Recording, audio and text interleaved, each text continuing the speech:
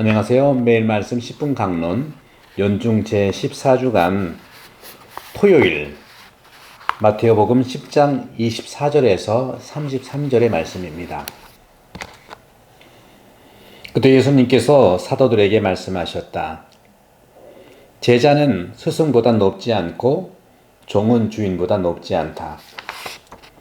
제자가 스승처럼 되고 종이 주인처럼 되는 것으로 충분하다. 사람들이 집주인을 베엘제불이라고 불렀다면 그 집 식구들에게야 얼마나 더 심하게 하겠느냐. 그러니 너희는 그들을 두려워하지 마라. 숨겨진 것은 드러나기 마련이고 감추어진 것은 알려지기 마련이다. 내가 너희에게 어두운 데서 말하는 것을 너희는 밝은 데에서 말하여라. 너희가 귓속말로 들은 것을 지붕 위에서 선포하여라. 육신은 죽여도 영혼은 죽이지 못하는 자들을 두려워하지 마라.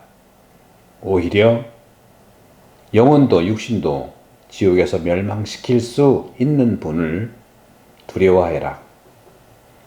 참새 2마리가 한 잎에 팔리지 않느냐? 그러나 그 가운데 한 마리도 너희 아버지의 허락 없이는 땅에 떨어지지 않는다.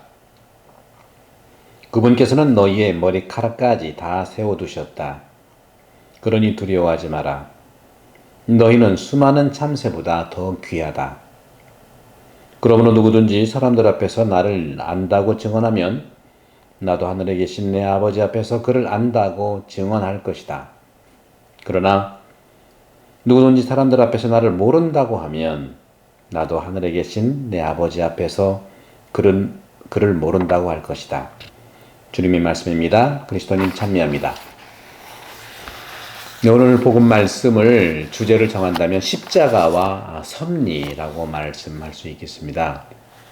오늘 복음에서 첫 번째 10장 마태복음 10장 24절에 제자가 스승보다 높지 않고 하는 표현을 합니다. 또 종은 주인보다 높지 않다 하는 말도 하죠. 새로운 계시가 존재할 수 있을까요? 예수님의 계시보다 더 나은 것, 요즘 말로 업그레이드 된 계시가 있을까요? 없습니다. 하나님의 뜻과 인간의 뜻을 담아낸 예수 그리스도께서는 계시 자체이시고 완성입니다. 예수님은 전생애 동안 이 조화로운 교향곡을 담아내시며 사셨습니다. 그 계시의 정상, 곧 순종의 정상이 바로 십자가입니다. 그 십자가 위에서 당신의 계시를 완전하게 나타내 보이셨습니다. 그러므로 그리스도인의 삶도 생활도 이 십자가의 조화를 살아가는 상징 속에서만이 발전해 나갈 수 있는 것입니다. 우리는 계시의 완전한 모습으로부터 늘 멀리 있는 듯 하지만 그럴수록 우리는 예수님의 사랑을 배우고 계시의 삶을 살도록 초대받았고 또 노력해야 할 것입니다. 그러면서 오늘 복음에서 이렇게 말합니다. 참새 2마리가 한 입에 팔리지 않느냐? 몇 주 전 주일 복음 말씀과 같은 내용인데요. 작은 참새를 잡기는 오늘날 실천적으로 참 어렵습니다. 옛날에는 참새 잡아서 구워서 먹기도 하고 그랬는데 참새가 참 보이지 않죠. 예수님 당시에는 이것이 관습이 되어서 실행되곤 했답니다. 그렇게 잡힌 작은 새들은 기름에 재워져서요. 어떤 그 용도로 식품 용도로 쓰이는가 봐요. 유럽산 큰 울새는요, 모든 면에서 탁월하고 비싸지만 참새는 매우 값이 쌌대요. 이렇게 값싸게 팔리는 참새까지도 하느님의 섭리를 피할 수 없다는 겁니다. 이만큼 참새 2마리가 한 입에 팔리지 않느냐? 그 가운데 한 마리도 너희 아버지 허락 없이는 땅에 떨어지지 않는다. 그 가운데 한 마리도 너희 아버지의 허락 없이는 땅에 떨어지지 않는데요. 신학적으로 참 오래된 그런 문제 제기이죠. 다시 말하면 하느님의 섭리는 실수가 없고 그 섭리를 피하는 세상은 존재하지 않는다는 겁니다. 유럽의 핀란드 북유럽의 이제 그 에반젤리칸 처치죠. 복음주의 켈비니즘 이쪽 그 계통에서 보게 되면 장로교 계통이죠. 그쪽에 보면 예정설이 있죠. 예정설. 하느님이 모든 한 사람은 모든 걸 다 예정해 놓으셨다. 그게 아마 이 참새에 대한 비유 또는 그분께서는 너희의 머리카락까지 다 세워두셨다.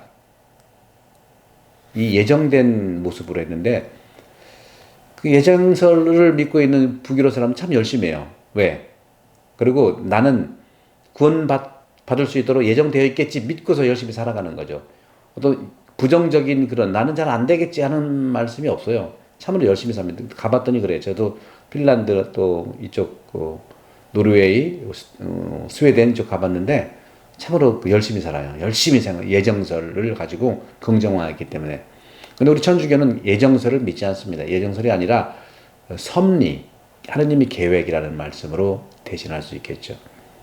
예정은 한번 정해진 건 바뀔 수 없다는 얘기지만 하느님의 섭리라든가 하느님의 계획은 다 우리의 구원과 우리의 어떤 그 안녕에 대해서 이미 계획은 다 되어 있어요. 섭리가 다 되어 있어요. 하지만 바뀔 수 있다는 거죠. 왜?